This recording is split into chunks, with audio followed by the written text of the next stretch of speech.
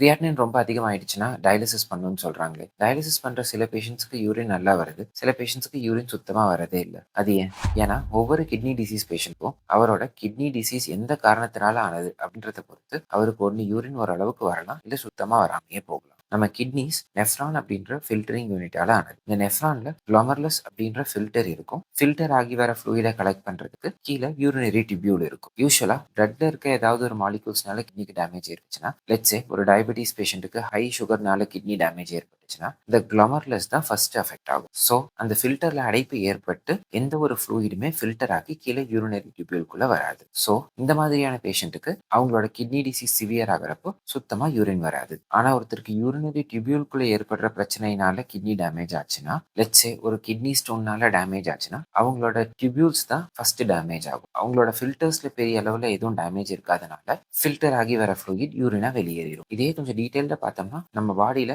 டெய்லியும் almost 180 litre of fluid இந்த filter வழியா ஃபில்டர் ஆகி யூரினரி டிபியூல்குள்ள வரும். அதுல ஆல்மோஸ்ட் 99% பாடிக்குள்ள ரீஅப்சார்ப் ஆயிடும். மீதமுள்ள ஒரு 1 to 2% ஆஃப் த ஃப்ளூயிட் தான் யூரினா வெளியேறும். ஒரு கிட்னி டிசீஸ் பேஷண்ட்டுக்கு almost 85 to 90% of the kidney damage ஆனதுக்கு அப்புறம் தான் அவருக்கு டயாலிசிஸ் தேவைப்படும். இப்போ அவரோட ஃபில்டர்ல பிரிடாமினண்டா இன்ஜுரி இருந்தா அதை கிரானிக் குளோமர்லோனெஃப்ரைட்டிஸ் அப்படின்னு சொல்லுவோம். லெட்ஸ் சே இவங்க டயாலிசிஸ் பண்ற ஸ்டேஜ் அளவுக்கு போயிட்டாங்கன்னா ஒரு 90% ஆஃப் த குளோமர்லஸ் சுத்தமா ஃபில்டரே பண்ணாது. மீதமுள்ள ஒரு 10-15%லயுமே சின்ன சின்னதா அடைப்பு இருக்கும். ஸோ அது வழியா எவ்வளவு ஃப்ளூயிட் ஃபில்டர் ஆகி வருமோ அது மட்டும் தான் யூரினா பாஸ் ஆகும். மோர் ஓவர் அவங்களோட டிபியூல்ஸ்ல பெருசா டேமேஜ் இல்லாதனால ஃபில்டர் ஆகி வர ஃப்ளூயிட்ல பிரிடாமினன்ட் பகுதியை பாடிக்குள்ள ரீஅப்சார்ப் பண்ணிக்கும். ஸோ அவங்களோட யூரின் அவுட்புட் ரொம்பவே கம்மியா இருக்கும். டிபியூல்ஸ்ல நடக்கிற டேமேஜ்னால ஒருத்தருக்கு கிட்னி ஃபெயிலியர் ஆயிடுச்சுன்னா அதை கிரானிக் டியூபுலோ இன்டர்ஸ்டிஷியல் நெஃப்ரைட்டிஸ் அப்படின்னு சொல்லுவோம். ஸோ இந்த மாதிரி பேஷண்ட்டுக்கு அவங்களோட 90% ஆஃப் த டிபியூல்ஸ் டேமேஜ் ஆயிடுச்சுன்னா இவென்ச்சுவலா அந்த டிபியூல்ஸ் வழியா யூரின் வெளியேறாம அந்த